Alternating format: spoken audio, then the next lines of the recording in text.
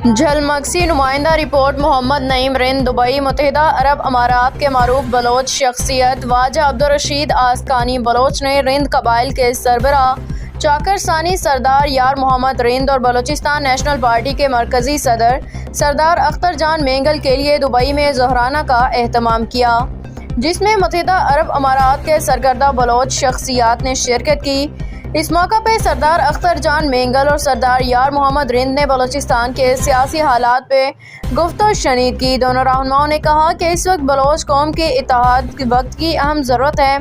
ज़ाती रंजिशों को दूर करके बलोचिस्तान और बलोच कौम के लिए सब कुछ कुर्बान करके एक कदम आगे आना होगा। उन्होंने तमाम बलोच कबाइल को मुत्तहिद होने की अपील की।